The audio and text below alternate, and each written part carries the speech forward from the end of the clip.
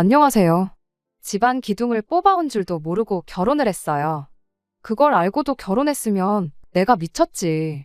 내 잘못을 누굴 탓하겠느냐 하고 말 텐데 그게 아니니 그냥 속이 뒤집어질 따름입니다. 아들 돈만 탐내면 그만인걸. 이젠 대놓고 내 돈까지 당연하게 자기 돈이라 생각하는 시자들 때문에 결혼 3년 만에 이혼을 결심하게 되었어요. 시자들 잘못도 크지만 중간에서 가족들 편밖에 안 드는 남편이 가장 문제였겠지요. 남편과는 연애 결혼을 했습니다. 서로의 지인들을 통해 처음 만나게 되어 인연을 키워오다 결혼까지 하게 되었어요. 남편은 이름 있는 회사는 아니지만 업계에서 평판도 좋고 벌이도 나쁘지 않은 안정적인 직장을 다니고 있었고, 저도 남편하고 비교했을 때 크게 뒤지지 않는 비슷한 정도의 회사를 다니고 있었습니다. 연애하면서 별다른 문제도 없었다 보니 그렇게 2년 반 연애하다가 처음 결혼 이야기가 나오게 되었어요. 그때까지만 해도 남편이 집안 대들보 노릇을 하고 있었다는 느낌을 받았던 적이 한 번도 없었습니다. 나이나 직장 생활 경력을 두고 봤을 때도 모아놓은 돈이 결코 적은 편이 아니었거든요. 씀씀이가 큰 편은 아니었지만 자기 쓸 돈까지 아껴가며 가족들한테 퍼주고 있었을 거라고는 당연히 상상도 못했죠. 그런 것도 모르고 그렇게 행복할 미래만 그리며 덜컥 결혼 생활을 시작하게 되었네요. 결혼은 다들 그렇게 하듯 반반 결혼을 했어요. 원래는 대출받는 것까지 생각해서 서울의 4억대 아파트를 들어가려고 했는데 결혼 직전 남편 때문에 계획을 수정해야 했습니다. 잡혀있던 결혼식을 2달 앞둔 시점의 일이었어요. 남편이 난데없이 멀쩡히 잘 다니고 있던 회사를 그만두겠다는 말을 꺼내왔거든요. 결혼 앞두고 그게 무슨 소리인지 싶어 놀랐지만 나름의 이유나 다른 계획이 있을 수도 있겠다 싶어 왜인지부터 물어봤습니다. 이유가 뭔가 했더니 대우가 너무 안 좋다는 이야기를 꺼내대요. 자기가 아무 계획도 없이 그만두는 건 아니라고 걱정 말라는 소리를 하는데, 계획보다도 남편 정도 월급이면 남들과 비교해서 못 받는 편은 아니라 생각했기에 자세히 설명해 보라고 했죠. 그러자 남편이 일은 일대로 직원들만 뼈 빠지게 하고 있는데 돈은 사장 혼자만 벌어가는 걸 보니 견딜 수가 없다고, 자기 말고도 다른 직원들 불만이 아주 하늘을 찌르는 상황이라고 하더라고요. 불합리한 건 알겠지만 사실 그게 어쩔 수 없는 구조지 않겠냐 하는 생각이었는데, 얼마 전에 남편을 포함한 실무자들이 출근도 안 하는 사장 자식들의 친인척들한테까지 월급이 나가고 있다는 사실을 알게 되었답니다. 그것도 자기들이 받는 것보다 훨씬 더 높은 연봉을 말이에요. 그렇게 얼굴 한번 본 적도 없는 사람들한테 우리보다 많은 월급 받아가게 하려고 우리가 이렇게 일하는 게 아니라고 남편의 몇몇 직원들이 불만을 품기 시작했고, 뜻이 맞는 사람들끼리 회사를 새로 하나 차리기로 했다는 겁니다.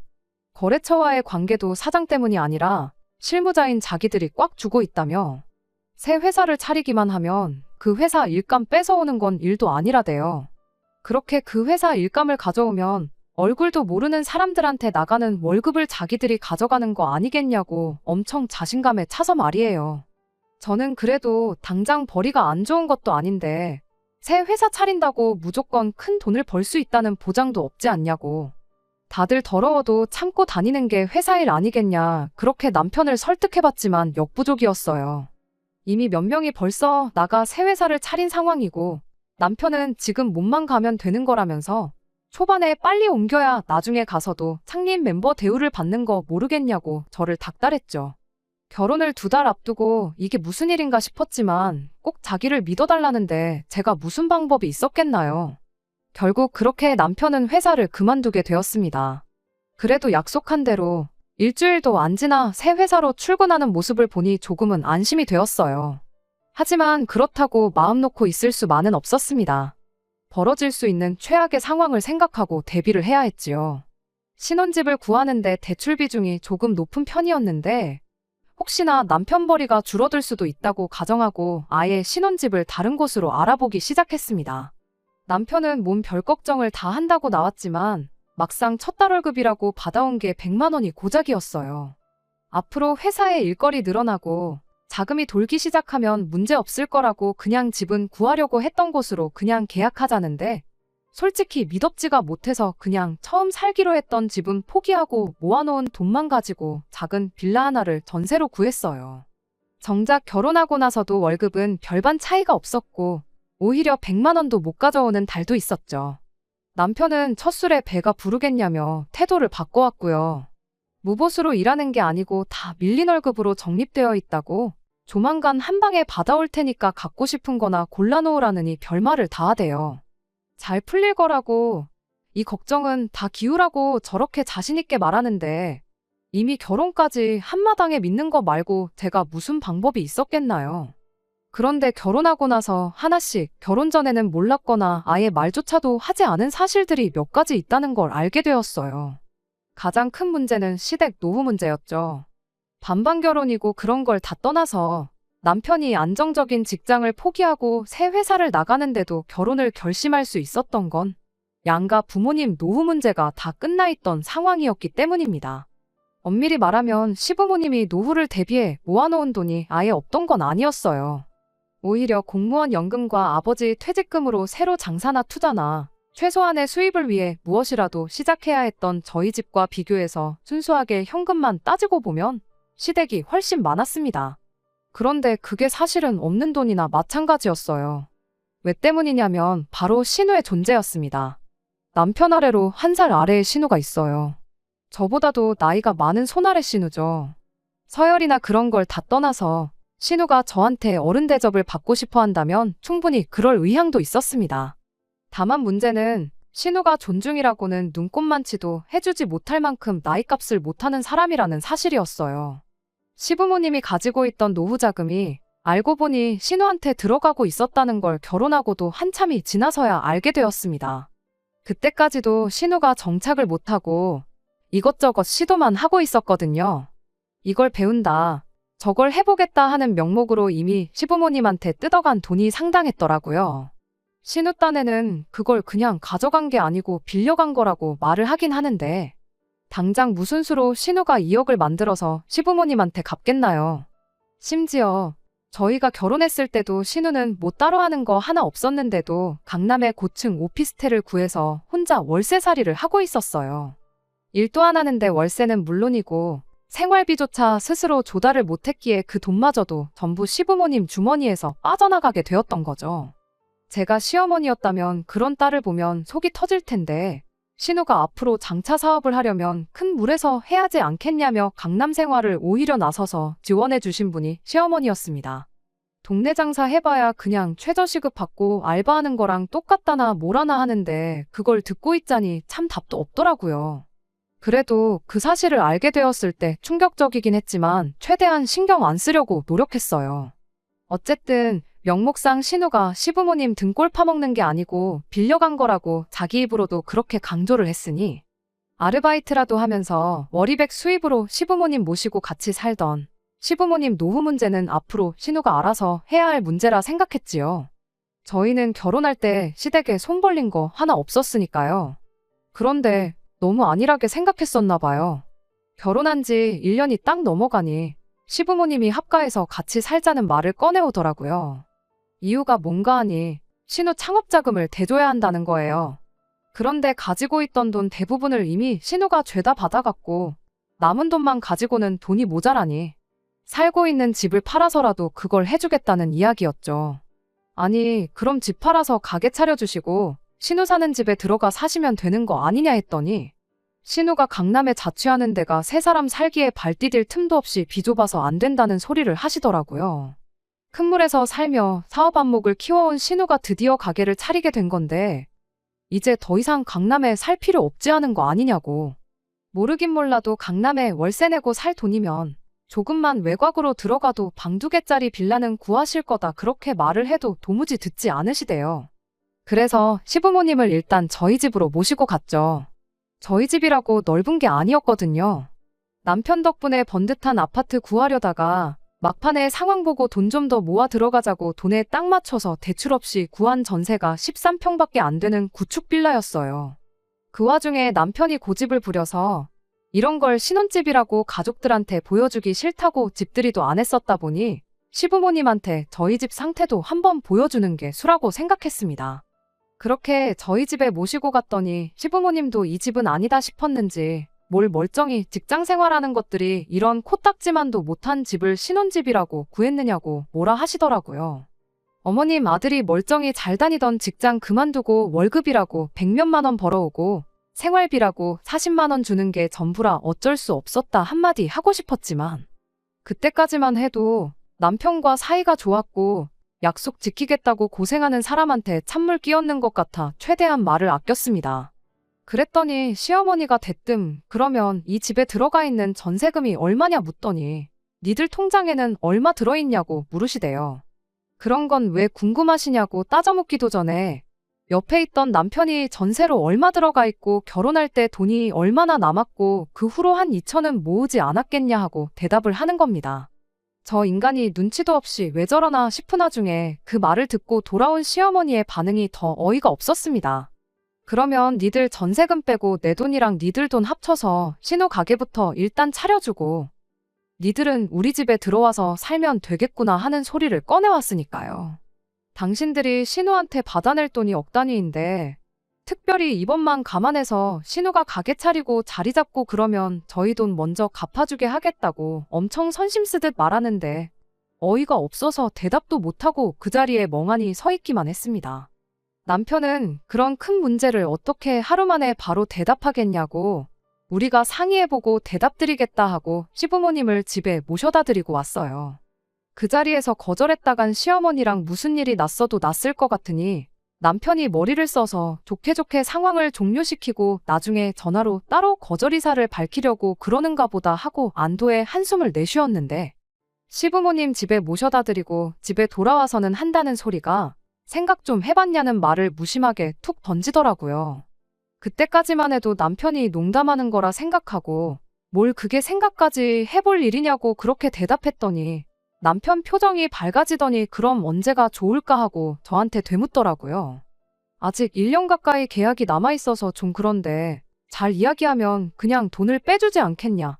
안 되면 한 돈 100만 정도 주고 일찍 빼달라고 하면 빼주지 않겠냐. 그딴 소리를 하는데 그때는 정말이지 남편과 사이가 좋고 남편 기분이 어떻고 저떻고를 떠나서 정신 나갔냐는 말이 절로 나오더군요. 남편은 이해를 못하겠다는 듯이 제게 되물었어요. 이 좁은 집에 어머니 아버지 모시고 넷이서 사는 것보다야 조금이나마 넓은 부모님 집에 우리가 들어가 사는 게 훨씬 나은 거 아니겠냐고. 이미 합가해서 같이 한 집에 사는 게 확정적인 것 마냥 말을 하더라고요. 어느 집에서 사는 게 중요한 게 아니고 왜 우리 돈으로 신우 가게를 차려주고 시부모님하고 합가를 해야 하냐고. 합가해도 신우가 합가하는 게 이치상 맞지 않냐고 했죠. 우리 전세금 빼고 모은 돈 합치고 시부모님 현금 가지고 계신 거 합쳐서 가게를 차려주면 가게 차리는데 최대 2억 정도로 생각하고 있는 거 아니겠냐고. 시부모님 집이 못해도 5억은 갈 텐데 왜 굳이 집을 팔거나 합가를 하려고 하는 거냐. 집 담보로 대출받아서 신우가 사업해서 번 돈으로 이자 내면 되는 거 아니냐고 했죠. 남편은 말이 쉽지 2억 이자가 누구 집 개 이름이냐고. 신우 성격에 사업해서 번 돈으로 원금이자 갚고 자기 손에 떨어지는 돈이 얼마 안 되면 금방 실증 나서 가게 안 한다고 할 거라 대답하더군요. 그러니 동생이 하루라도 빨리 자리를 잡는 게 우리한테 제일 이득이라면서요. 신우를 저렇게 뒀다간 시부모님 재산은 재산대로 다 털리게 될 테고 결국 우리가 모시고 살게 될 거라며 그럴 바에야 빨리 신우부터 자리 잡게 도와주는 게 우리한테는 더 나은 수라며 역으로 저를 설득하려 드는 겁니다. 자기가 지금 회사에 밀려있는 월급만 다 받아도 3천은 될 거라고. 회사 자리 잡고 제대로 돈 받으면서 우리 둘이 모으면 이 집 전세 정도는 금방 다시 구하지 않겠냐고. 딱 1년만 같이 고생해주면 안 되겠냐는 거예요. 하지만 저는 끝까지 싫다고 그렇게는 못하겠다 했습니다. 오히려 남편한테 역으로 물었죠. 그놈의 회사는 대체 언제 정상화되는 거냐고요. 당신 회사에 직원이 당신 한 명만 있는 것도 아닐 테고 당신이 밀렸으면 당신 말고도 나머지 모든 사람들 월급이 밀려있을 텐데 당장 받지도 못할 돈 이야기는 꺼내지도 말라고 했어요.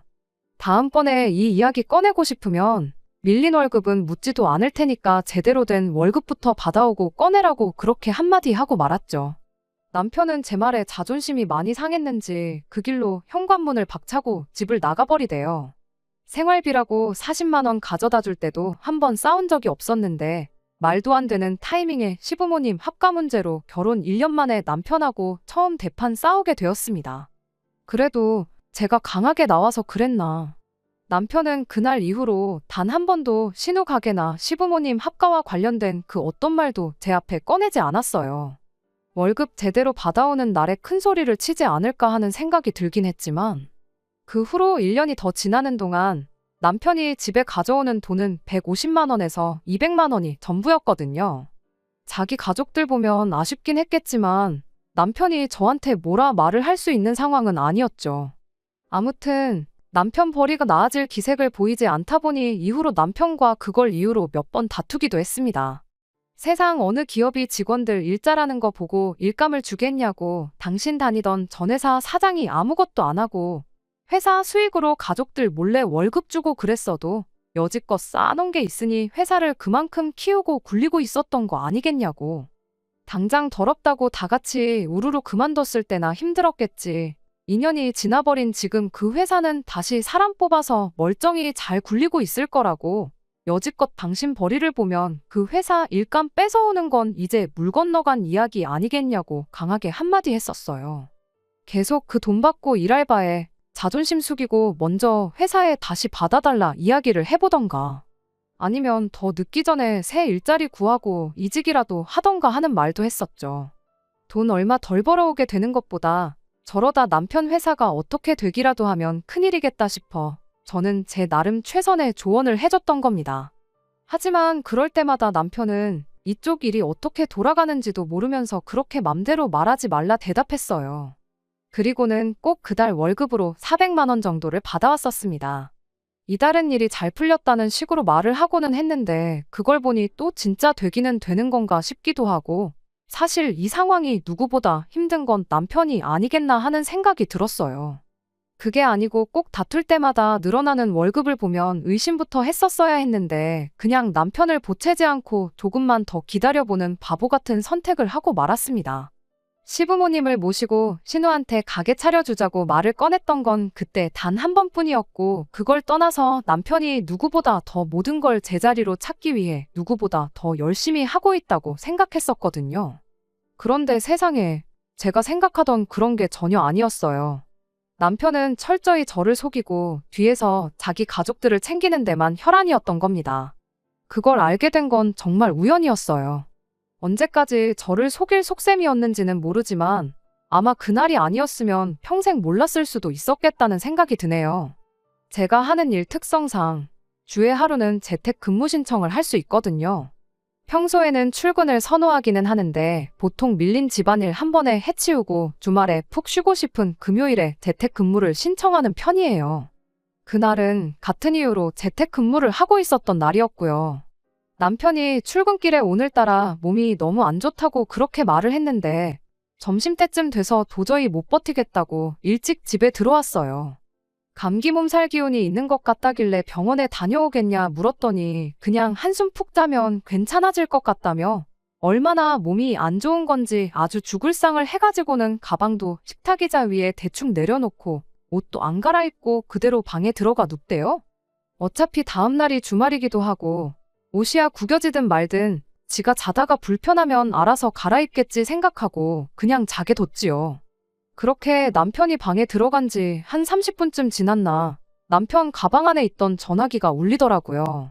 얼마나 피곤한 건지 벨소리도 못 듣고 자고 있길래 제가 대신 가서 핸드폰을 꺼냈더니 회사에서 걸려온 전화였어요. 무슨 급한 일이 있는 건가 싶어서 전화기 들고 가 남편을 깨웠죠. 그런데 남편이 몸 안 좋아서 반찬해고 왔는데 뭔 전화냐고 짜증을 저한테 내면서 핸드폰을 무음으로 돌려놓고는 핸드폰을 저한테 건네더니 다시 침대에 확 누워버리더군요. 왜 그 짜증을 나한테 내나 싶었지만 몸이 안 좋다더니 평소보다 예민한 거구나 싶어 그냥 넘어갔습니다. 남편이 건네준 핸드폰을 다시 식탁 위에 올려놓고 저는 다시 제 할 일을 했고요. 그렇게 한 2시간쯤 더 지났나? 그제서야 남편이 방 밖으로 나오더라고요. 여전히 죽상을 하고 있는 게 몸이 아직도 안 좋은 것처럼 보여서 병원을 다녀오던가 약국에서 약을 지어오던가 하라고 했죠. 남편도 알겠다 대답하고 그 길로 집 밖을 나섰어요. 병원도 다녀오고 약도 타오겠다는데 몸이 많이 안 좋구나 싶었습니다. 암만 재택이라도 일하다 말고 자리를 비울 수도 없는 노릇이고 애도 아닌데 병원까지 따라가 주는 건 아닌 것 같아 그냥 병원 갔다가 오면 따뜻한 차라도 마시게 해주려고 나가는 남편 배웅해주고 주방으로 갔지요. 그런데 식탁 위를 보니 남편이 핸드폰을 두고 갔더라고요. 무음으로 해놓은 상황에 저도 일한다고 신경을 못 쓰고 있었는데 남편 핸드폰을 봤더니 2시간 자는 동안 회사에서 전화가 20통도 더 넘게 걸려와 있었더라고요. 얼마나 급한 일이길래 싶어서 그 길로 핸드폰 들고 빌라 현관까지 뛰어내려갔어요. 그런데 남편은 벌써 얼마나 간 건지 코빼기도 보이지 않대요. 쫓아가서 남편한테 전화기를 주고 와야 하나 싶은 와중에 때마침 또 전화가 걸려오더라고요. 이미 20통이나 넘는 전화를 못 받은 건 둘째치고 남편이 몸이 안 좋아서 전화를 못 받았다고 설명해주고 한 30분 뒤에 다시 전화 달라고 말해줄 겸 해서 그냥 제가 전화를 받았어요. 전화를 받으니 한 20대 초반쯤 되었을까 싶은 앳된 목소리를 가진 여직원이 인사를 하더라고요. 그리고 그 여직원이 차라리 나 몰래 바람을 피고 있었다면 나았겠다 싶을 만큼 말도 안 되는 사실을 전해왔어요. 급한 건 아니고 과장님 이달 월급은 한 통장에 합쳐야 되는지 아니면 매번 하던 대로 2개 통장에 나눠서 보내야 하는지 물어보려고 전화를 했던 거라고요. 몸이 그렇게 안 좋으시면 회사로 다시 전화 주실 필요는 없고 톡으로 대답만 해줘도 된다고 전해주세요. 하고 예의 있게 말하고 전화를 끊으려고 하는데 잠깐 그 여직원이 했던 말에 넋을 놓고 있다가 다급하게 잠깐 전화 끊지 말아보라고 하고 다시 좀 말해달라고 월급을 2개 통장에 나눈다는 게 그게 무슨 소리냐고 물었지요. 그러니까 그 여직원이 대답하길 과장님이 어쩌다 한 번씩 월급을 한 통장으로 몰아서 받을 때가 있는데 이달은 따로 말을 안 해주셔서 확인차 전화한 거라고 말하고 또 예의 있게 인사 한마디 하더니 전화를 끊더라고요. 정말 그때는 핸드폰을 들고 있는 채로 빌라 현관에 한참을 서 있었어요. 도무지 이게 무슨 일인지 이해가 가질 않더라니까요. 그래도 이내 빨리 제정신을 차리고 이게 어떻게 돌아가는 상황인지 알아내야겠다는 생각밖에 들지 않았습니다. 집에 돌아와서 놀란 마음 다스리고 있으니 얼마 안 지나서 남편이 집에 돌아왔어요. 오자마자 핸드폰을 찾아대게 하면 안 될 것 같아서 괜찮냐고 있는 걱정 없는 걱정 다 해주면서 정신을 쏙 빼놓은 다음 아플 때는 약 먹고 푹 자는 게 최고라고 그 길로 밥을 챙겨줬죠. 남편이 밥 먹는 동안도 묻고 싶은 말이 수만 가지였지만 잡아떼면 그만인 거 아니겠나 싶어서 그냥 핸드폰은 신경도 못 쓰게 또 있는 걱정 없는 걱정 세상에 이런 현모양처가 둘도 없겠다 싶을 만큼 남편을 챙겨줬죠. 아픈데 죽도 안 끓여주고 밥이 뭐냐고 툴툴대면서 농담이나 하고 자빠진 남편을 보고 있자니 끓어오르는 화를 어떻게 참아내야 싶더라고요. 남편이 마지막 숟가락을 뜨는 순간 그 길로 손수 약봉투도 뜯어서 입에 넣어줬어요. 아니나 다를까 남편이 배도 부르고 약도 먹었으니 한숨 더 자야겠다고 아무 의심도 없이 방으로 들어가더라고요. 병원에서도 약을 세게 지어준 건지 한 30분 지나서 방에 들어가 근처에서 얼쩡대는데도 남편이 잠에서 깨지 않길래 때는 이때다 싶어 남편 폰으로 은행앱을 켜서 자고 있는 남편 손가락으로 지문인증까지 풀어버리고 살금살금 식탁 의자에 앉아서 핸드폰을 뒤지기 시작했습니다. 역시나 제가 여지껏 모르고 살았던 계좌가 하나 더 있더군요. 잔액이 3만 원 정도 있었는데 차라리 저 몰래 만들어 놓은 비상금 통장이었으면 싶었지만 거래 내역을 켜자마자 바로 시어머니랑 신우 앞으로 얼마씩 보내놓은 기록 말고는 다른 기록 하나 없는 깔끔한 통장이었습니다. 매달 집에 가져오는 150만 원 월급은 우스울 만큼 더 큰 돈을 받아서 그걸 자기 가족들한테 퍼주고 있었던 거예요. 거래 내역을 쭉쭉 올려보니 거의 2년 가까이 그렇게 시댁에 퍼주고 있었다는 걸 알게 되었습니다. 그때 딱 알았죠. 남편 회사가 3년 동안 제대로 안 굴러가고 있다는 건 저희 착각이었고 사실 남편은 먼저 다니던 회사에서보다 더 많은 돈을 벌면서 결혼 전에 자신 있게 했던 그 약속을 지킨 상황이었다는 걸요. 단지 그 돈이 우리 부부를 위한 돈이 아니라 자기 가족들을 위한 돈이었다는 게 문제였을 뿐이었습니다. 증거도 확보했겠다, 더 기다릴 것도 없겠구나 싶어서 자는 남편을 흔들어 깨웠어요. 왜 아파 죽겠는데 깨우냐며 짜증을 내면서 일어나는 남편 얼굴에 핸드폰 화면부터 들이밀면서 이게 뭔지 설명 좀 해줘야겠다고 한마디 했죠. 잠에서 덜 깬 남편 얼굴이 순식간에 새파랗게 질리더니 아무 말도 잊지 못하더군요. 그 꼴을 보니 마음 한구석에는 남편을 믿어주고 싶었던 마음도 있었지만 그렇게 안 했던 게 참 다행이다 싶었죠. 이미 2년 가까이 저를 속여왔는데 제가 핸드폰 좀 몰래 뒤져봤기로서니 남편이 저한테 무슨 낯짝으로 큰 소리를 치겠나요? 어떻게 둘러댈 방도가 없다고 생각했는지 이내 모든 사실을 그 자리에서 실토하더라고요. 그 돈은 월급이 맞고 그동안 자기 가족들한테 보내고 있었단 사실까지 말이죠. 어떻게든 신우랑 시어머니한테 돌아간 돈을 다시 받아오겠다고 말하고 사과를 해도 모자랄 판에 남편은 적반하장으로 이 상황까지 오게 된 게 따지고 보면 너 때문이라면서 제 탓을 하는 거 아니겠어요? 너무 어이가 없고 황당해서 한번 입이 있으면 말해보라고 따졌죠. 남편 말은 그때 시모가 바랬던 대로 합가를 해서 저희 돈으로 신우 가게를 차려줬었다면 자기가 이렇게까지 했을 이유가 없다는 거예요. 여지껏 제가 시댁하고 담쌓고 지내느라 몰랐었는데 이야기를 듣자 하니 기어이 시어머니가 집을 담보로 대출까지 받아 신우 가게를 차려줬었나 봐요. 신우가 장사해서 번 돈으로 대출원금에 이자까지 같이 갚아나가기로 했었나 본데 한 달 지나고 그 돈을 내고 나니 자기 수중에 돈이 들어오기는커녕 마이너스가 나기 시작했던 겁니다. 그리고 남편이 예상했던 대로 신우가 이 장사도 괜히 시작한 것 같다고 흥미를 잃어서 장사 시작한 지 3달도 안 돼서 가게를 접어야겠다느니 어쩌니 했다는 거예요. 뻔할 뻔짜였는데 그걸 꼭 똥인지 된장인지 찍어 먹어본 시어머니도 대단하다 싶었어요. 여지껏 헛돈 쓰고 실패밖에 안 한 신우가 가게 차려준다고 해서 떼돈이라도 벌 거라 생각했던 걸까요?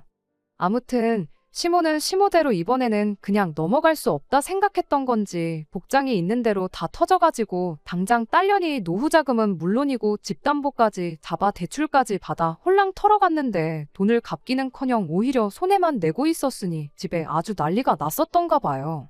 그런데 때마침 타이밍 좋게 남편 회사가 정상적으로 굴러가기 시작한 거고 일단 가족들 불화부터 해결해야 쓰겠다고 양쪽에 돈을 퍼주고 있던 겁니다.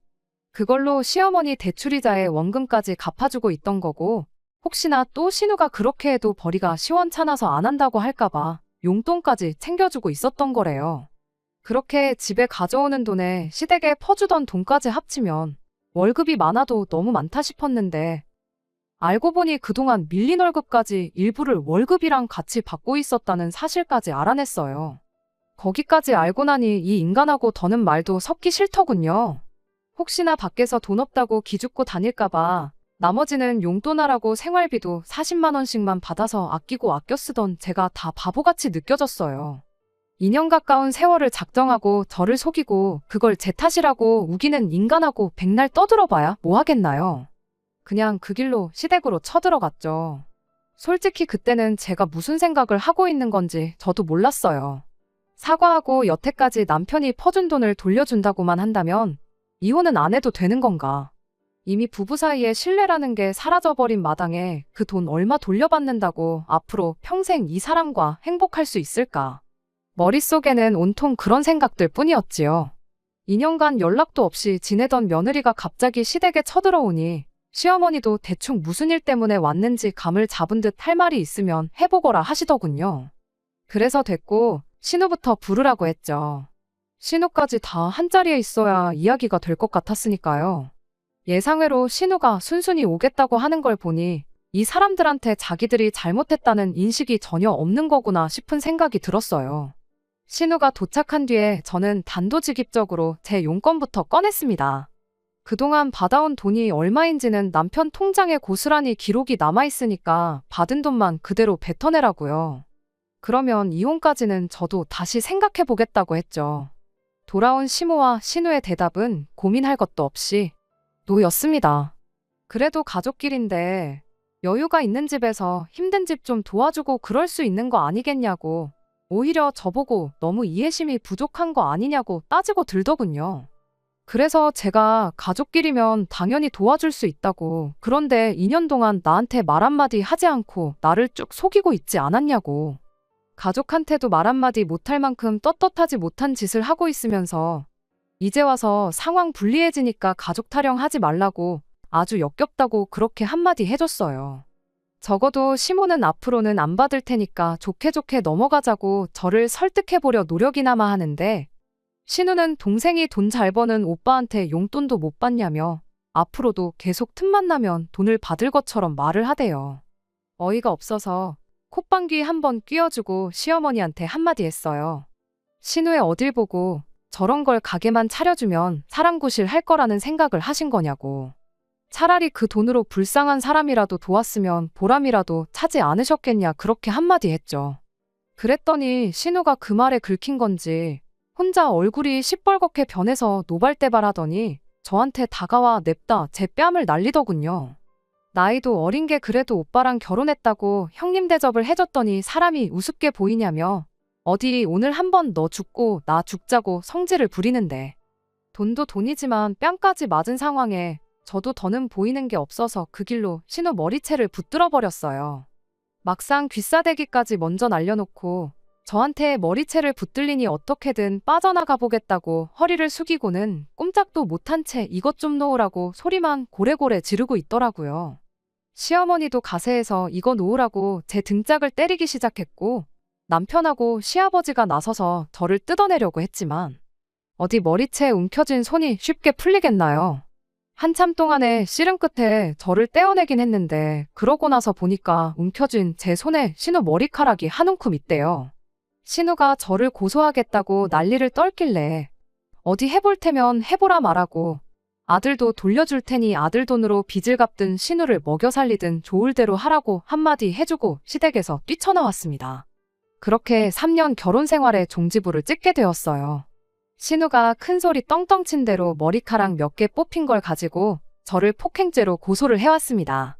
이러나 저러나 어쨌든 속은 후련했으니 그냥 합의금 얼마 주고 말거나 안 되면 벌금 내고 말려고 했었는데 그날 나누는 대화에 따라서 남편과 이혼할지 말지를 정해야겠다고 나중에 증거로 사용될 수도 있겠다 싶어 시댁 들어가기 전부터 핸드폰에 녹음기를 켜놓은 상황이었거든요. 덕분에 정황상 신우가 저를 먼저 때린 게 입증이 돼서 쌍방으로 어떻게 좋게 처리가 되었습니다. 법이란 걸 잘 몰랐는데 신우가 저를 고소해준 덕분에 이래저래 이혼도 소송으로 진행하게 되었어요. 남편이 저한테 자기 월급을 속이고 시댁에 돈을 퍼주던 게 남편이 번 돈이라 상관없을 줄 알았는데 그 돈도 분할 대상에 포함이 될 수 있다는 걸 그때 처음 알게 되었어요. 생활비를 제 돈으로 더 냈던 것도 유책 사유가 남편한테 있던 것도 전부 저한테 불리할 게 하나 없는 상황들이라는 사실들까지요. 그냥 반반 결혼했으니까 재산 절반 나눠서 깔끔하게 이혼하고 끝내려고 했는데 굳이 신우가 법의 존재 가치를 저한테 직접 입증시켜준 덕분에 재산 분할도 유리하게 받아오고 얼마나마 위자료까지 받아내서 이혼을 할 수 있었네요. 이미 이혼까지 한마당에 힘들게 자리 잡았다는 남편 회사 사정이 어려워지길 바라지는 않았습니다. 다만 남편 앞길은 이혼하기 전과 비교해서 순탄치 않았으면 싶기는 했죠. 그런데 그 일이 실제로 일어나 버렸어요. 시댁 쳐들어가서 신우랑 그런 일이 있던 직후 남편이 회사 출근해서 그 여직원한테 너 때문에 집안이 개박살이 나고 나는 이혼당하게 생겼다며 난리를 쳤다네요. 들어온 지 얼마 안 된 신입 직원이라고 요즘 애들이 일머리가 없다더니 그 정도 눈치도 없냐고 저랑 이혼하게 된 그날까지 아주 잡들이를 했답니다.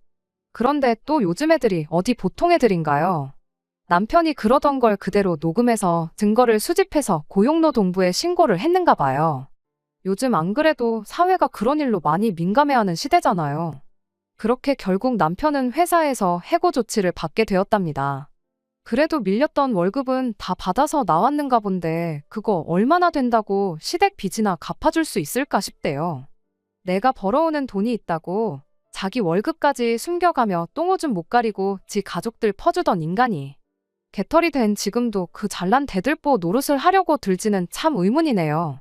이왕 이혼까지 각오하고 해준 거 이혼했다고 포기하지 말고 끝까지 자기 가족들 책임지고 평생 그렇게 혼자 살다가 가면 참 좋겠네요. 끝까지 들어주셔서 감사합니다. 오늘의 사연은 여기까지입니다. 구독과 좋아요, 알람 설정 부탁드리고 더 좋은 사연으로 다시 찾아뵙겠습니다. 감사합니다.